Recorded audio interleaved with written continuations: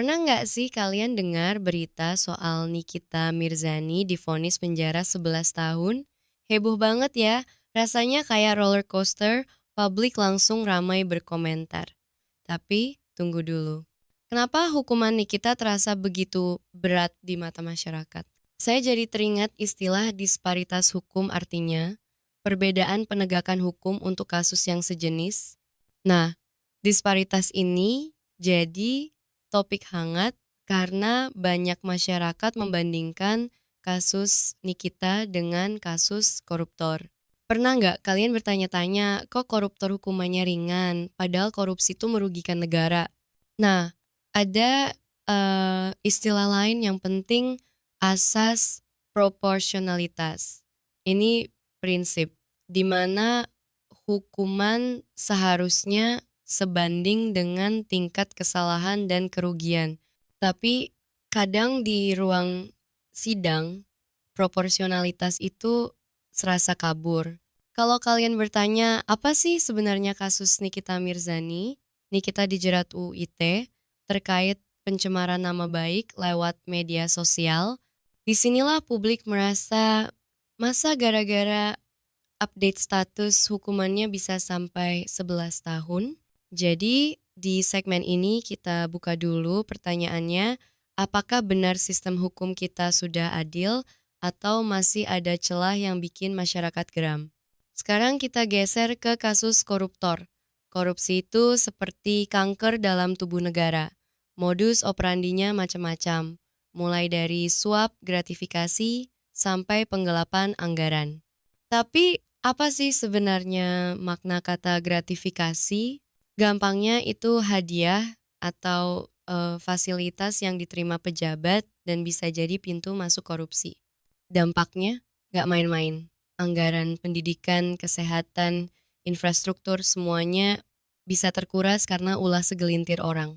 Coba bayangkan dana bansos untuk masyarakat miskin malah dikorupsi. Nice kan? Nah, disinilah masyarakat sering bertanya, kok pelaku korupsi cuma dihukum 2 tahun? Bahkan kadang lebih ringan lagi. Ada istilah plea bargain, yaitu negosiasi hukuman biar pelaku mau kerja sama. Di banyak kasus, ini justru memperpendek masa penjara koruptor. Sekarang bandingkan dengan Nikita Mirzani yang bukan pejabat, bukan juga pelaku kejahatan berat, tapi terancam hukuman puluhan tahun. Rasanya seperti menonton film dengan ending yang gak adil. Jadi kita mulai paham, sistem hukum kita kadang seperti timbangan yang miring.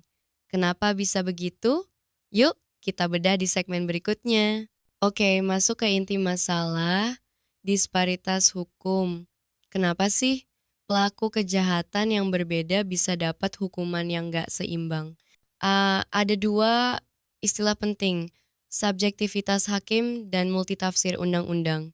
Artinya, keputusan bisa sangat bergantung pada penilaian pribadi hakim dan ambiguitas pasal-pasal hukum. Bayangkan kalau dua orang melakukan kejahatan serupa, tapi hakimnya berbeda. Bisa jadi yang satu dihukum berat, satunya ringan. Penafsiran undang-undang seperti pisau bermata dua bisa melindungi, bisa juga menyakiti. Nah, kalian pasti pernah mendengar istilah pasal karet. Ini pasal yang fleksibel banget, bisa ditarik kemana-mana sesuai kepentingan. UU ITE misalnya, sering disebut-sebut sebagai pasal karet. Makanya kasus Nikita Mirzani jadi contoh nyata bagaimana pasal karet bisa berujung pada hukuman berat. Sekarang, coba pikir, apa jadinya kalau semua orang bisa dipenjara hanya karena perbedaan interpretasi hukum?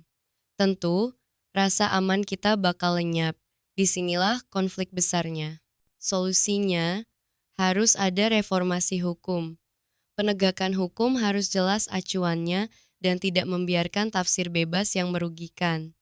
Jadi, ke depan kita perlu mendorong regulasi yang lebih transparan dan pengawasan lembaga peradilan yang lebih ketat. Sekarang, kita lihat dari sisi masyarakat.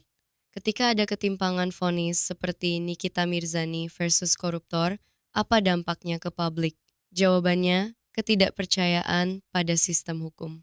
Istilah populernya, crisis of legitimacy. Coba bayangkan, jika setiap hari kita disuguhi berita koruptor yang bisa keluar penjara lebih cepat, sementara rakyat biasa dihukum berat. Apa yang akan terjadi? Muncul anggapan, hukum hanya tajam ke bawah, tumpul ke atas. Saya pernah ngobrol dengan seorang mahasiswa hukum.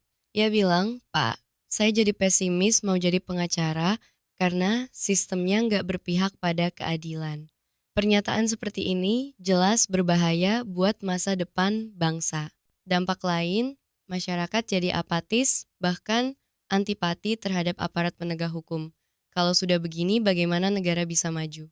Jadi, tugas kita bersama adalah membangun kepercayaan publik dengan memperbaiki sistem dan memastikan keadilan benar-benar ditegakkan, bukan hanya slogan belaka.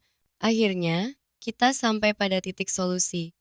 Bagaimana caranya agar kasus seperti Nikita Mirzani atau vonis ringan koruptor nggak terulang lagi? Jawabannya ada pada reformasi hukum dan penguatan institusi. Pertama, kita butuh revisi undang-undang yang multitafsir. UU ITE misalnya harus dikaji ulang agar tidak mudah digunakan untuk membungkam kritik atau menghukum berlebihan. Ini yang disebut legal clarity, aturan yang jelas dan tegas. Kedua, pendidikan hukum harus diperkuat. Bayangkan jika setiap warga paham hak-hak hukumnya, kasus-kasus seperti ini kita pasti bisa diminimalkan. Istilahnya, legal literacy melek hukum untuk semua kalangan. Ketiga, pengawasan lembaga penegak hukum harus diperketat. Adanya judicial review dan keterbukaan informasi akan mendorong hakim dan jaksa bertindak lebih adil dan transparan. Jadi, mari kita tidak hanya mengeluh, saatnya bergerak dari edukasi, advokasi, hingga reformasi bersama.